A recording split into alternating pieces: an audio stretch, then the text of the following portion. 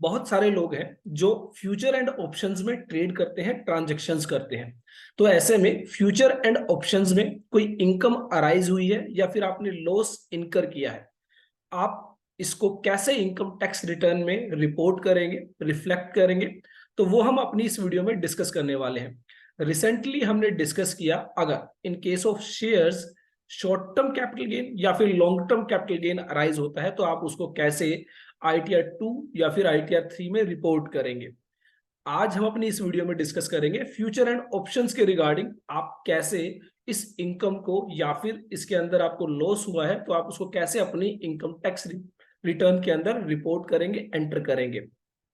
Start करने से पहले अगर आपने अभी तक हमारे YouTube चैनल को सब्सक्राइब नहीं किया है, जल्दी से कर लीजिए।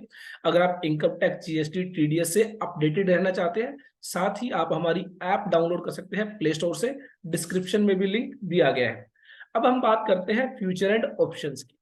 फ्यूचर एंड ऑप्शंस के रिगार्डिंग अगर आप ट्रांजैक्शंस करते हैं, ट्रेडिंग करते हैं, तो सबसे पहली बात तो यह जो इनकम होती है यह नॉर्मल बिजनेस इनकम की तरह ट्रीट की जाती है। इट मींस ये आपका एक नॉर्मल बिजनेस माना जाता है और इस नॉर्मल बिजनेस में जो भी आपका इनकम है, जो भी आपका लॉस है, वो आप एक बिजनेस इनकम की तरह ही जो है रिपोर्ट करेंगे। सेकेंडली बात आती है कि इस पर क्या टैक्स रेट्स अप्लाई होती है। तो इस पर जो टैक्स रेट्स अप्लाई होती है वो एक नॉर्मल बिजनेस की तरह ही टैक्स रेट्स अप्लाई होती है। इट मींस स्लैब रेट्स के अकॉर्डिंग आपको जो है टैक्स पे करना होता है। आपकी जो भी इनकम है, वो जो भी आपकी स्लैब्स होंगी, that is up to 2,50,000 rupees, कोई आपको टैक्स पे नहीं करना है। एंड नेक्स्ट 2,50,000 रुपीज पर 5% का tax, next 5 lakh rupees per आपको 20% का टैक्स, एंड नेक्स्ट जो over and about 10 lakh rupees आपको 30% का टैक्स जो है वो पे करना होता है। अब बात आती है कि जैसे कि आप सबको पता है कि 2 करोड़ रुपीज तक अगर आपकी टर्नओवर है, आपकी सेल है, तो आप क्या कर सकते हैं, आप प्रिजम्पटिव टैक्सेशन को फॉलो कर सकते हैं। इट मींस आपकी जो भी ट्रांजेक्शन है, जो भी आपकी टर्नओवर है, उसका 6% आप प्रॉफिट डिक्लेयर कर सकते हैं, अप टू 2 करोड़ रुपीज अगर आपकी टर्नओवर है। एंड अगर आपकी टर्नओवर 2 करोड़ रुपीज से ज्यादा है तो ऐसे में आप प्रिजम्पटिव टैक्सेशन ऑप्ट नहीं कर सकते हैं। अब दूसरी बात आती है कि अगर आप प्रिजम्पटिव टैक्सेशन ऑप्ट नहीं करते हैं तो ऐसे में टैक्सेशन क्या रहेगा। तो ऐसे में अगर आपकी टर्नओवर 10 करोड़ रुपीज से ज्यादा होगी तो आपको ऑडिट कराने की रिक्वायरमेंट होगी, क्योंकि 10 करोड़ रुपीज तक अगर आपकी कैश रिसीट्स और cash payment 5% of the turnover को एक्सीड नहीं करती है तो ऐसे में ऑडिट की लिमिट आपके लिए हो जाती है 10 crore rupees. Otherwise section 44AB जो है 1 करोड़ रुपीज से ज्यादा अगर आपकी टर्नओवर है तो ऑडिट की रिक्वायरमेंट आ जाती है। लेकिन जैसे कि आप सबको पता है, फ्यूचर एंड ऑप्शंस के केस में जनरली कोई कैश ट्रांजेक्शंस नहीं होती है, तो इसकी वजह से यह ऑडिट लिमिट जो आपकी इंक्रीज हो जाती है up to 10 crore rupees. It means 10 crore rupees से ज्यादा अगर आपकी टर्नओवर होगी तो ही आपको ऑडिट कराने की रिक्वायरमेंट है।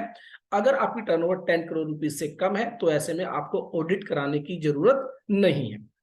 अब यहाँ पर एक और आपको बात समझनी है कि जैसे कि मैंने आपको बताया, नॉर्मल बिजनेस की तरह इसको ट्रीट किया जाता है और आप प्रिजम्पटिव टैक्सेशन को फॉलो नहीं करते हैं तो ऐसे में आपको एक balance sheet, profit and loss account prepare करना होगा और उसके बेसिस पर आपको जो है अपनी ITR फाइल करनी होगी। सेकेंडली यहाँ पर एक टेक्निकल बात जो आपको ध्यान रखनी है कि जो मैंने बात की ऑडिट की रिक्वायरमेंट कब होगी, तो ऐसे में ऑडिट की रिक्वायरमेंट आपकी होगी जब आपकी टर्नओवर 10 करोड़ रुपीज से ज्यादा होगी। यहाँ पर जो टर्नओवर कैलकुलेट की जाएगी वो जो एक जनरली आप देखते हैं कि जो भी आप जिस वैल्यू पर गुड्स को सेल करते हैं, जिस वैल्यू पर आप सर्विसेज की सप्लाई करते हैं, वो वैल्यू आपकी जनरली टर्नओवर मानी जाती है, सेल मानी जाती है। लेकिन फ्यूचर एंड ऑप्शंस के केस में थोड़ा सा कैलकुलेशन अलग दी गई है कि जो टर्नओवर कैलकुलेट की जाएगी वो कैलकुलेट की जाएगी आपकी प्रॉफिट एलिमेंट से, आपके लॉस एलिमेंट से। जो भी आपका प्रॉफिट होगा और जो भी आपका लॉस होगा उसको जो है आप उसको टोटल सम करेंगे और अगर वो सम 10 करोड़ रुपीज से ज्यादा होगा तो ही ऑडिट कराने की रिक्वायरमेंट होगी। इट मींस आप प्रॉफिट और लॉस दोनों को ही ऐड करेंगे। फॉर एग्जांपल, आपका प्रॉफिट है 25,000 रुपीज, आपका लॉस है किसी पर्टिकुलर ट्रांजेक्शन में 10,000 रुपीज, तो इन दोनों का टोटल होगा 35,000 रुपीज। यहाँ पर आप लॉस की जो नेगेटिव वैल्यू है उसको इग्नोर करेंगे, उसको जो टोटल करेंगे आप 25 प्लस 10,000 दैट इज 35,000 रुपीज की वो जो है टर्नओवर मानी जाएगी। तो यहाँ पर हमारे पास एक स्टेटमेंट है जो कि बेसिकली एक प्रॉफिट एंड लॉस स्टेटमेंट है फ्रॉम दी जीरोधा अकाउंट। तो जो भी आपका ऑपरेटर है, चाहे वो जीरोधा है, आईसीआईसी है, एचडीएफसी है, या कोई भी डीमेट ऑपरेटर जो है जिसके जरिए आप अपना डीमेट अकाउंट ऑपरेट करते हैं, वहां से आप प्रॉफिट एंड लॉस स्टेटमेंट जो है वो डाउनलोड कर सकते हैं, रिसीव कर सकते हैं। जैसा कि हमने जीरोधा का जो हमारा डीमेट अकाउंट है वहां से अपनी जो प्रॉफिट एंड लॉस स्टेटमेंट है वो डाउनलोड की है। यहां पर आप देखेंगे कि फ्यूचर एंड ऑप्शंस के लिए एक शीट दी गई है। इस फ्यूचर एंड ऑप्शन शीट पर आप देखेंगे कि ऑप्शंस के रिगार्डिंग जो है वो इंफॉर्मेशन आपको बताई गई है कि ऑप्शंस के रिगार्डिंग आपकी क्वांटिटी कितनी है, बाइंग वैल्यू क्या है, सेल वैल्यू क्या है, रियलाइज्ड प्रॉफिट एंड लॉस क्या है। तो यहां पर आप देखेंगे जो नेगेटिव फिगर है वो लॉस है, जो पॉजिटिव फिगर है वो प्रॉफिट है। इसी तरह आपको नीचे की तरफ अगर आप जाते हैं तो आप देखेंगे फ्यूचर्स के रिगार्डिंग आपको ट्रांजैक्शंस दी गई है, क्वांटिटी कितनी है, बाइंग वैल्यू क्या है, सेल वैल्यू क्या है, रियलाइज्ड प्रॉफिट या लॉस क्या है, एंड आफ्टर दैट जो भी एक्सपेंसेस है वो एक्सपेंसेस बताए गए हैं, brokerage, SEBI charges, SGST, IGST, CGST, stamp duty. अब यहां पर सबसे पहले हमारा काम क्या हो जाता है, सबसे पहले तो हमें टर्नओवर कैलकुलेट करनी है कि हमारे केस में ऑडिट एप्लीकेबल है या नहीं। तो इसके लिए हम क्या करेंगे, इसके लिए सिंपली जो है हम यहाँ पर एक कॉलम इंसर्ट करेंगे, और इस कॉलम के बाद हम यहाँ पर क्या करेंगे, जो भी हमारा प्रॉफिट एंड लॉस है उसको यहाँ पर एक बार कॉपी और पेस्ट करेंगे, और यहां पर हम जो नेगेटिव फिगर है उसको रिप्लेस कर देंगे विद पॉजिटिव फिगर। तो यहां पर कंट्रोल लेफ्ट करते हुए आप रिप्लेस करेंगे, जो नेगेटिव सिंबल है उसको आप सिंपली ब्लैंक वैल्यू के साथ रिप्लेस कर देंगे। तो आप देखेंगे यहां पर हमारा जो प्रॉफिट और लॉस अब यहां पर जो है वो दोनों एक जैसा हो गया है, यहाँ पर कोई नेगेटिव फिगर आपको नहीं दिखाई देगी। अब हम क्या करेंगे, अब हम इनका टोटल करेंगे, सम करेंगे। तो हमारा सम आ जाता है 10,02,013 रुपीज। ये हमारी टर्नओवर मानी जाएगी। आप देखेंगे अगर आप जीरोधा स्टेटमेंट में ऊपर की तरफ जाएंगे तो यहां पर आपको ऑप्शंस की टर्नओवर दी गई है 10,02,013 रुपीज, जो कि सेम हमारी मैच हो जाती है हमारे रियलाइज्ड प्रॉफिट और लॉस से, अगर हम लॉस की नेगेटिव फिगर को रिप्लेस कर देते हैं विद पॉजिटिव फिगर।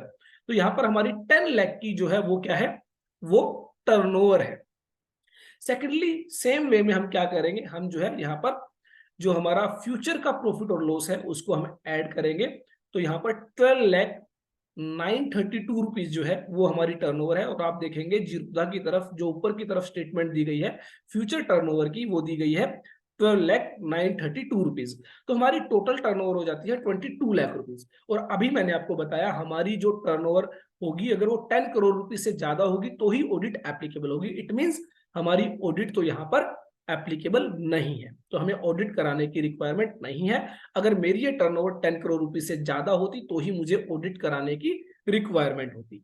अब सेकंड जो बात आती है, सेकंड बात आती है कि एक बात का अब आपको यहां पर जो ध्यान रखना है कि ये जो फॉर्मूला था कि हमने प्रॉफिट और लॉस दोनों को सम किया, ये सिर्फ ऑडिट की एप्लीकेबिलिटी चेक करने के लिए है।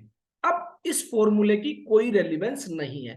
अब हमारे लिए जो ये जो टर्नओवर है 22 लाख रुपीस की इररेलीवेंट हो जाती है, इसका अब हमारे लिए कोई फायदा नहीं है। ये सिर्फ ऑडिट एप्लीकेबिलिटी लिमिट चेक करने के लिए टर्नओवर कैलकुलेट की जाती है। अगर ये वैल्यू 10 करोड़ रुपीस से ज्यादा होती तो हमारे केस में ऑडिट एप्लीकेबल होती।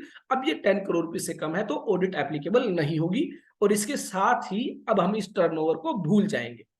अब बात आई कि हमें जो है प्रिजम्पटिव टैक्सेशन को फॉलो करना है या फिर हम जो है रेगुलर बुक्स ऑफ अकाउंट्स के जरिए अपनी जो है आईटीआर फाइल करेंगे। क्योंकि आप सबको पता है प्रिजम्पटिव टैक्सेशन के केस में आईटीआर 4 फाइल की जाती है, और जो है रेगुलर बुक्स ऑफ अकाउंट्स के केस में आईटीआर 3 फाइल की जाती है। अब अगर 2 करोड़ रुपीस तक की आपकी टर्नओवर है, दैट इज सेल वैल्यू, अगर ये सेल वैल्यू जो है आपकी 2 करोड़ रुपीस तक है, और ऐसे में आप जो है 6% of the turnover profit declare करना चाहते हैं तो आप प्रिजम्पटिव टैक्सेशन फॉलो कर सकते हैं। अगर ये टर्नओवर 2 करोड़ रुपीस से ज्यादा होगी तो आप प्रिजम्पटिव टैक्सेशन फॉलो नहीं कर सकते। टर्नओवर यहां पर मतलब है sale value, sale value of futures and sale value of options. Secondly अगर टर्नओवर 2 करोड़ रुपीस से कम है तो ऐसे में आपके पास दो ऑप्शन होते हैं, या तो रेगुलर बुक्स ऑफ अकाउंट्स जहां पर आप बैलेंस शीट और profit and loss account prepare करेंगे, या फिर प्रिजम्पटिव टैक्सेशन। प्रिजम्पटिव टैक्सेशन मैंने आपको बताया 6% आपको मिनिमम प्रॉफिट डिक्लेयर करना होगा। अगर आप 6% से कम प्रॉफिट डिक्लेयर करेंगे प्रिजम्पटिव टैक्सेशन के अंडर, तो ऐसे में अगेन फिर से आपको ऑडिट कराने की रिक्वायरमेंट आ जाती है। अब हम बात करते हैं रेगुलर बुक्स ऑफ अकाउंट्स। तो रेगुलर बुक्स ऑफ अकाउंट्स के अंदर आपको बैलेंस शीट और profit and loss account prepare करना होगा और उसके बेसिस पर आपको अपनी क्या करनी होगी, आईटीआर फाइल करनी होगी, that is ITR 3। Presumptive taxation के केस में आप आईटीआर 4 फाइल करते हैं। अब हमें यहाँ पर कैसे अपनी बैलेंस शीट और profit and loss account prepare करना है, तो सिंपली यहाँ पर सबसे पहले इस स्टेटमेंट को हम समझने की कोशिश करते हैं। यहाँ पर हमारी बाइंग वैल्यू है, that is purchase value, and sale value है, जिस वैल्यू पर हमने सेल किया। हमारा जो नेट प्रॉफिट या लॉस है वो है, यहाँ पर हमारे केस में है 3,0788 रुपीज का लॉस है in case of options, and in case of futures हमारा जो लॉस है वो है 1,85,207 रुपीज। तो हमारे केस में क्या है, हमारे केस में लॉस है। हो सकता है आपके केस में यहाँ पर क्या हो, प्रॉफिट हो। अब क्या बात आती है, अब ये बात आती है कि सबसे पहले हमारे केस में लॉस है, तो क्या लॉस के केस में आईटीआर फाइल करना कंपलसरी है? अगर हमारी ग्रोस टोटल इनकम 2,50,000 रुपीज से ज्यादा है तो ऐसे में आईटीआर फाइल करना कंपलसरी होता है। तो मान लीजिए अगर आपकी और कोई भी इनकम है, लेट्स से सैलरी इनकम है या फिर हाउस प्रॉपर्टी इनकम है, बिजनेस इनकम है, इसके अलावा और कोई या फिर अदर सोर्सेज हेड में इनकम है, और उसको मिलाकर आपकी ग्रोस टोटल इनकम 2,50,000 रुपीज से ज्यादा है, तो ऐसे में आपको आईटीआर फाइल करना कंपलसरी है। लेकिन मान लीजिए मेरे केस में और कोई इनकम है ही नहीं, मेरे केस में ये सिर्फ लॉस है, that is 185 and 3 lakh rupees, that is 4,85,000 rupees का लॉस है। तो क्या मेरे लिए रिटर्न फाइल करना कंपलसरी है? The answer is no. Return file करना मेरे लिए कंपलसरी नहीं है क्योंकि मेरी और कोई इनकम नहीं है। लेकिन मैं लॉस यहां पर अगर कैरी फॉरवर्ड करना चाहता हूं नेक्स्ट ईयर में, मुझे लगता है कि फ्यूचर एंड ऑप्शन के केस में मेरे पास इनकम होगी, प्रॉफिट होगा, और उस प्रॉफिट को मैं लॉस के साथ अगर एडजस्ट करना चाहता हूं तो ऐसे में मुझे अपनी जो है रिटर्न फाइल करनी होगी, साथ ही ड्यू डेट से पहले रिटर्न फाइल करनी होगी। अगर ड्यू डेट के बाद में रिटर्न फाइल करूंगा तो मेरा लॉस जो है वो कैरी फॉरवर्ड नहीं होगा। तो ध्यान रखें, लॉस के केस में फ्यूचर एंड ऑप्शंस के अंदर रिटर्न फाइल करना कंपलसरी तब हो जाता है जब आप उस लॉस को कैरी फॉरवर्ड करना चाहते हैं और आगे आने वाले सालों में जो प्रॉफिट होगा उससे आप उसको एडजस्ट करना चाहते हैं। तो 8 इयर्स तक आप इस प्रॉफिट को जो है, सॉरी, इस लॉस को जो है कैरी फॉरवर्ड कर सकते हैं।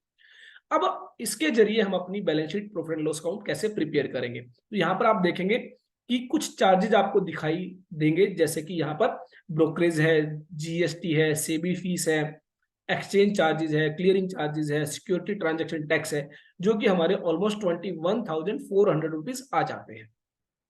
तो अब हमें balance sheet and profit and loss account prepare करना है, तो यहाँ पर हमने एक छोटा सा बैलेंस शीट और profit and loss account prepare किया है। अगर आप जो है बुक्स ऑफ अकाउंट्स मेंटेन करते हैं, ईच एंड एवरी ट्रांजैक्शंस को आप रिकॉर्ड करते हैं, तो उसके जरिए आप balance sheet and profit and loss account prepare करेंगे। लेकिन अगर आप मान लीजिए बुक्स ऑफ अकाउंट्स मेंटेन नहीं करते हैं, तो जो भी रेलिवेंट इंफॉर्मेशन आपके पास अवेलेबल है उसके बेसिस पर आप balance sheet and profit and loss account prepare करेंगे। तो सबसे पहली बात आती है प्रॉफिट एंड लॉस अकाउंट की। तो फ्यूचर एंड ऑप्शन का जो बिजनेस माना जाता है वो एक नॉन स्पेकुलेटिव बिजनेस है। जो आप इंट्राडे ट्रांजैक्शंस करते हैं, एक ही दिन के अंदर शेयर्स खरीदते हैं और सेम डे पर ही वो शेयर सेल कर देते हैं, तो ऐसे में वो जो प्रॉफिट या लॉस अराइज होता है वो स्पेकुलेटिव बिजनेस माना जाता है, जो कि इंट्राडे ट्रांजैक्शंस होती है। तो स्पेकुलेटिव बिजनेस जो है वो नॉर्मल बिजनेस से अलग माना गया है। तो ऐसे में ध्यान रखें, उसके केस में balance sheet and profit and loss account आप अलग से प्रिपेयर करेंगे। यहाँ पर फ्यूचर एंड ऑप्शंस का जो बिजनेस है उसको नॉर्मल बिजनेस की तरह ट्रीट किया गया है, और ऐसे में उसकी balance sheet and profit and loss account आप अलग से प्रिपेयर करेंगे। तो यहाँ पर फ्यूचर की हमारी जो सेल है वो है 5,22,62,47 रुपए जीरोधा अकाउंट से।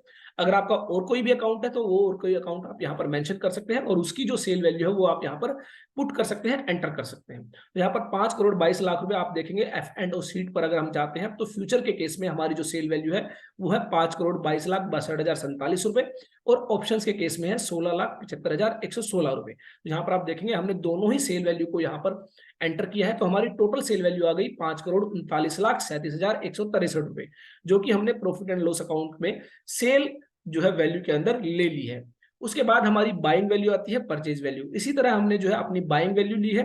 फ्यूचर के केस में हमारी बाइंग वैल्यू है 5,24,47,255 रुपए, और ऑप्शंस के केस में है 19,75,905 रुपए। इन दोनों ही वैल्यूज को हमने यहाँ पर जो है एंटर कर लिया है, तो हमारी टोटल बाइंग वैल्यू आ गई है 5,44,23,160 रुपए, जिसको हमने प्रॉफिट एंड लॉस अकाउंट के अंदर मेंशन कर लिया है। हमारा लॉस यहाँ पर आ जाता है, दैट इज 4,85,996 रुपीज।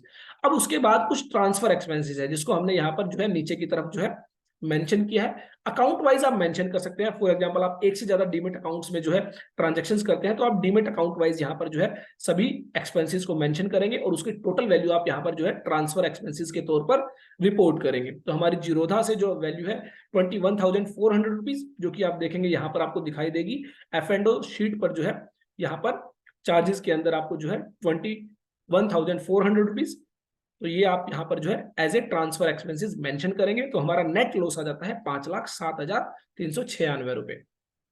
तो इस तरह बेसिकली आप जो है अपना profit and loss account prepare करेंगे।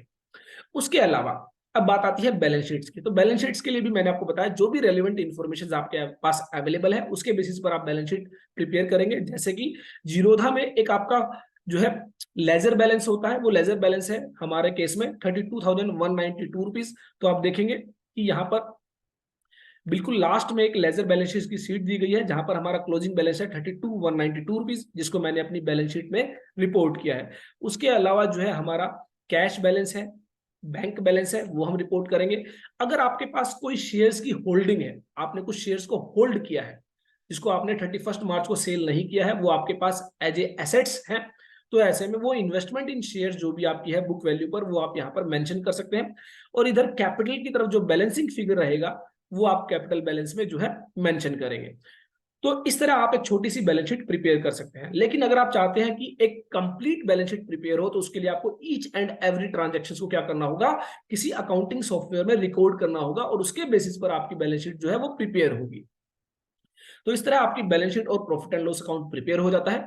अब इस प्रॉफिट एंड लॉस अकाउंट को, बैलेंस शीट को आप कैसे जो है अपनी आईटीआर के अंदर रिपोर्ट करेंगे, तो इसके लिए आपको सिंपली क्या करना है, जो भी आईटीआर आप फाइल करने वाले हैं, आईटीआर 3 फाइल करने वाले हैं या फिर आईटीआर 4 फाइल करने वाले हैं।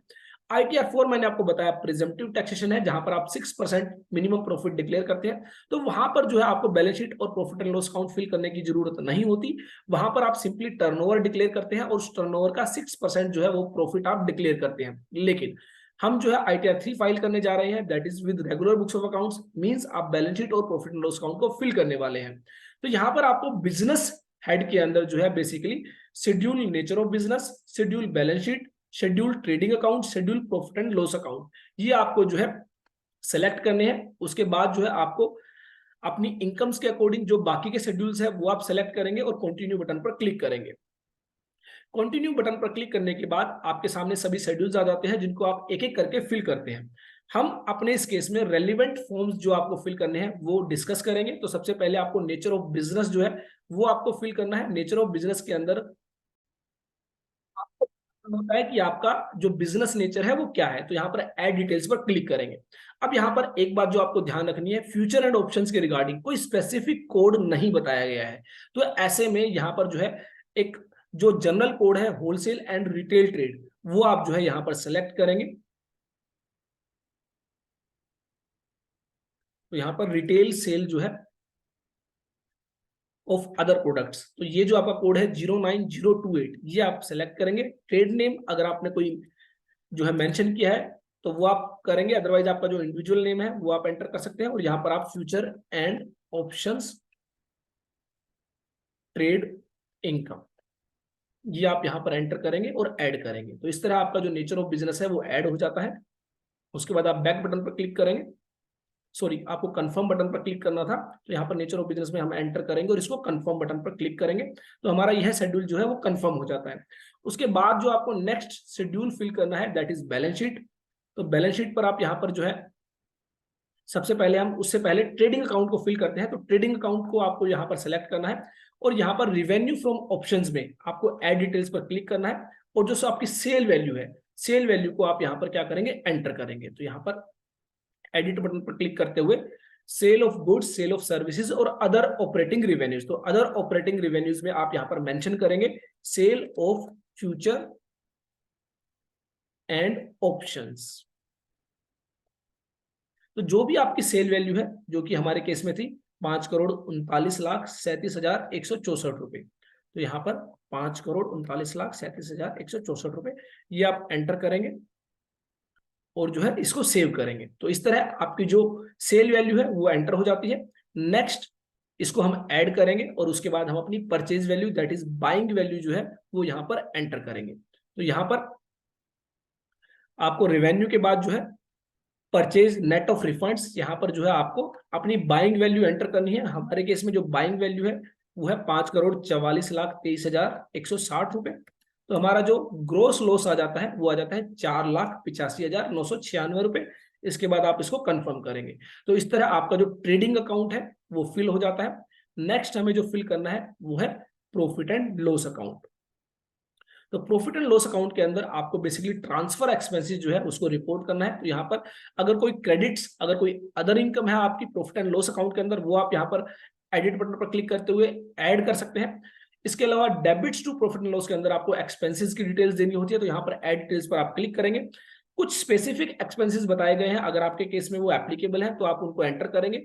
अदरवाइज जो है ट्रांसफर एक्सपेंसेस के लिए जो है आपको अदर एक्सपेंसेस हेड को सिलेक्ट करना है, जिसके लिए आपको सेकंड पेज पर जाना होगा कंटिन्यू बटन पर क्लिक करते हुए, और यहाँ पर जो है आपको अदर एक्सपेंसेस के तहत जो है नेचर ऑफ एक्सपेंसेस आपको मेंशन करना है, that is transfer expenses.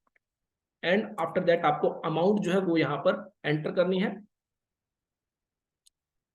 That is 21,400 rupees. तो इस तरह आपकी जो वैल्यू है उसको आप सेव करेंगे और आपका जो नेट लॉस आ जाता है 5,07,396 रुपए, जो कि हमारे केस में 5,07,396 रुपए है। तो इस तरह बेसिकली आपको क्या करना है, आपको अपना प्रॉफिट या लॉस, हमारे केस में लॉस है लेकिन आपके केस में सिमिलर वे में आपको प्रॉफिट जो है वो अपना एंटर करना है। सिमिलर वे में आप सेल वैल्यू, सिमिलर वे में परचेज वैल्यू, सिमिलर वे में ट्रांसफर एक्सपेंसेस। तो आपके केस में अगर प्रॉफिट आता है तो वो प्रॉफिट आपको यहाँ पर दिखाई देगा और उसके बाद आप इसको क्या कर देंगे, ऐड कर देंगे। तो इस तरह बेसिकली आप इसको कंफर्म करेंगे और आपका जो प्रॉफिट एंड लॉस अकाउंट है वो भी फिल हो चुका है। अब हमारा जो लास्ट ऑप्शन बचता है दैट इज बैलेंस शीट। तो बैलेंस शीट में जो है आपको सिंपली जो भी आपकी कैपिटल बैलेंस है वो आपको एंटर करना है सोर्सेज ऑफ फंड्स के अंदर। तो यहाँ पर प्रोप्राइटर्स कैपिटल के लिए जो है हमारा जो कैपिटल बैलेंस है that is 132,492 and after that जो भी आपका कैश बैलेंस है, बैंक बैलेंस है, इसको पहले आप ऐड करेंगे और एप्लीकेशन ऑफ फंड्स के अंदर आपको जो है कैश बैलेंस, बैंक बैलेंस और जो भी आपका लेजर बैलेंस है वो रिपोर्ट करना है। तो यहाँ पर करंट एसेट्स के अंदर आपको जो है कैश इन हैंड जो है दैट इज हमारे केस में जो है 22,160, बैंक बैलेंस दैट इज 7,8140 और अदर करंट एसेट्स में हमारा जो डीमेट का जो लेजर अकाउंट बैलेंस है दैट इज 32193, ये हम क्या करेंगे, एंटर करेंगे। तो इस तरह जो है आपको इसको ऐड करना है। तो ध्यान रखें आपका जो सोर्स ऑफ फंड्स का जो बैलेंस है दैट इज टोटल वैल्यू और जो एप्लीकेशन ऑफ फंड्स की जो टोटल वैल्यू है वो आपकी मैच करनी चाहिए। तो जनरली यहाँ पर 1 रुपीज का डिफरेंस आ जाता है जिसको आप किसी भी एक बैलेंस के अंदर जो है वो एडिट करते हुए उसको आप जो है राउंड ऑफ फिगर में जो है एंटर कर सकते हैं। तो हमारे केस में जो हमने लेजर बैलेंस एंटर किया था उसको हम यहाँ पर 32,192 रुपीज जो है वो एंटर कर देते हैं जिससे कि हमारी बैलेंस शीट जो है वो मैच हो जाए। यहाँ पर हमारी जो सोर्सेज ऑफ फंड्स है और जो एप्लीकेशन ऑफ फंड्स है वो मैच हो चुके हैं। उसके बाद आप क्या करेंगे, कंफर्म करेंगे। तो इस तरह बेसिकली जो है यहाँ पर आप अपनी बैलेंस शीट को फिल करेंगे। उसके बाद यहाँ पर लिखा है item 1 to 5 is to be filled if yes is selected in field are you liable to maintain books of accounts as per section 44AA in general schedule audit information item number 6 is to be filled if no is selected means आपको दो बातें यहाँ पर बतानी है। Number 1, क्या आप books of accounts maintain करने के लिए लायबल है। तो सेक्शन 44AA जो है वो आपको बताता है कब आपको बुक्स ऑफ अकाउंट्स मेंटेन करने होते हैं। तो ऐसे में यहाँ पर आपको बुक्स ऑफ अकाउंट्स मेंटेन करने की लायबिलिटी होती है तो इसको आप यस करेंगे क्योंकि वहां पर एक टर्नओवर की लिमिट दी गई है। अगर आपकी जो टर्नओवर है इन सर्टेन केसेस जो है 25 लाख रुपीस को एक्सेड करती है तो ऐसे में आपको बुक्स ऑफ अकाउंट्स मेंटेन करने होते हैं। तो ऐसी केस में अगर आपकी टर्नओवर उस लिमिट को एक्सीड करती है तो आपको बुक्स ऑफ अकाउंट्स मेंटेन करना जरूरी होता है। तो ऐसे में अगर आपको books of accounts according to section 44AA maintain करना जरूरी है तो आप उसको सेलेक्ट करेंगे, यस करेंगे। सेम वे में अगर आपके केस में ऑडिट एप्लीकेबल है तो मैंने आपको बताया जिसके लिए आप टर्नओवर चेक करते हैं। अगर टर्नओवर के अकॉर्डिंग आपके केस में ऑडिट एप्लीकेबल है तो ऑडिट इन्फॉर्मेशन के अंदर आप यस सेलेक्ट करेंगे और ऑडिटर की इन्फॉर्मेशन भी फिल करेंगे। लेकिन अगर आपके केस में ऑडिट एप्लीकेबल नहीं है तो आप ऑडिट इन्फॉर्मेशन को नो करेंगे और नो करने के बाद जो है आप अपनी जो है ITR फाइल करेंगे। तो यहाँ पर एक इन्फॉर्मेटिव मैसेज आपको दिया गया है जिसको आप क्या करेंगे, ओके बटन पर क्लिक करते हुए कंफर्म करेंगे। तो इस तरह हमारा balance sheet trading account, balance sheet, profit and loss account, और जो हमारा नेचर ऑफ बिजनेस है वो क्या हो चुका है, वो फिल हो चुका है। तो एक बार मैं आपको बता देता हूं कहां पर सेक्शन 44 AA में आपको बताना होता है बुक्स ऑफ अकाउंट्स मेंटेन करने के लिए आप लायबल है या नहीं, और ऑडिट के रिगार्डिंग इन्फॉर्मेशन कहां आपको फिल करनी होती है। इसके लिए आपको पार्ट ए जो जनरल शेड्यूल है उस पर क्लिक करना है। जनरल शेड्यूल पर क्लिक करने के बाद के सामने कुछ टैब्स आ जाते हैं, personal information, contact, filing section, audit information, bank detail. तो यहाँ पर ऑडिट इन्फॉर्मेशन पर आपको क्लिक करना है। तो सबसे पहला जो क्वेश्चन है, are you liable to maintain accounts as per section 44 AA। तो सेक्शन 44 AA के अकॉर्डिंग अगर आपको बुक्स ऑफ अकाउंट्स मेंटेन करने की रिक्वायरमेंट है तो आप इसको यस करते हैं, अदरवाइज आप नो करते हैं। तो वहां पर एक लिमिट बताई गई है कि कब आपको बुक्स ऑफ अकाउंट्स मेंटेन करना जरूरी है। बिजनेस के केस में कहा गया है अगर आपकी जो टर्नओवर है वो 25 लाख रुपए से ज्यादा होती है तो ऐसे में आपको जो है बुक्स ऑफ अकाउंट्स मेंटेन करना जरूरी होता है। अगर टोटल इनकम 2,50,000 रुपए से ज्यादा है, 2,50,000 रुपए से ज्यादा है, तो भी आपको बुक्स ऑफ अकाउंट्स मेंटेन करना जरूरी होता है। तो बेसिकली अगर आप सेक्शन 44 AA में जो लिमिट्स बताई गई है उस लिमिट्स के दायरे के अंदर अगर आप आ जाते हैं तो आपको बुक्स ऑफ अकाउंट्स मेंटेन करना जरूरी होता है। तो ऐसे में आपको चेक करना होगा कि क्या आप सेक्शन 44 AA के दायरे के अंदर आ रहे हैं। अगर उसके दायरे के अंदर अगर आप आ जाते हैं तो आपको बुक्स ऑफ अकाउंट्स मेंटेन करना जरूरी है, तो आप यस बटन पर क्लिक करेंगे। उसके बाद whether assessee is declaring any income under section 44 AD, ADA, AE। तो ये बेसिकली प्रिजम्पटिव टैक्सेशन है। अगर आप प्रिजम्पटिव टैक्सेशन के तहत कोई इनकम डिक्लेयर कर रहे हैं तो आप इसको यस करते हैं, अदरवाइज आप नो करते हैं। After that whether during the year total sale gross receipts between 1 crore and 10 crore. अगर आपकी टर्नओवर 1 करोड़ से 10 करोड़ के बीच है तो आप इसको यस करेंगे, अदरवाइज अगर आपकी टर्नओवर 1 करोड़ को एक्सीड नहीं करती है तो आप इसको जो है नो करेंगे। अगर आपकी टर्नओवर 10 करोड़ को एक्सीड कर जाती है तो आप थर्ड ऑप्शन को जो है वो क्लिक करेंगे। अब उसके बाद आपसे पूछा गया are you liable for audit. तो मैंने आपको बताया था फ्यूचर एंड ऑप्शन के केस में 10 करोड़ रुपए से ज्यादा अगर आपकी टर्नओवर है तो ऐसे में आप इसको यस करेंगे, अदरवाइज आप इसको नो करेंगे। तो इस तरह बेसिकली जो है आपको ये इन्फॉर्मेशन जो है यहाँ पर फिल करनी है। इसके अलावा सेक्शन 92E जो है ऑडिट की रिक्वायरमेंट होती है इंटरनेशनल ट्रांजैक्शंस के रिगार्डिंग, जहां पर ट्रांसफर प्राइसिंग के प्रोविजंस एप्लीकेबल होते हैं। फ्यूचर एंड ऑप्शंस में ये आपके एप्लीकेबल नहीं होंगे, तो इसलिए आपको यहाँ पर नो रखना है। इसके बाद जो है अगर आप ऑडिट कराने के लिए लायबल है तो ऑडिट के रिगार्डिंग जो है आपको काफी सारी इन्फॉर्मेशन फिल करनी होती है। ऑडिटर के रिगार्डिंग इन्फॉर्मेशन फिल करनी होती है, कब आपकी जो है balance sheet, profit and loss account उसको जो है साइन किया गया है वो आपको रिपोर्ट करना होता है। तो ऐसे केस में हमारे केस में ऑडिट एप्लीकेबल नहीं है तो ये डिटेल जो है मेंशन करना जरूरी नहीं है। तो यहाँ पर हम सेव बटन पर क्लिक करेंगे एंड आफ्टर दैट जो है कंफर्म बटन पर क्लिक करेंगे। तो इस तरह बेसिकली जो आपके शेड्यूल्स हैं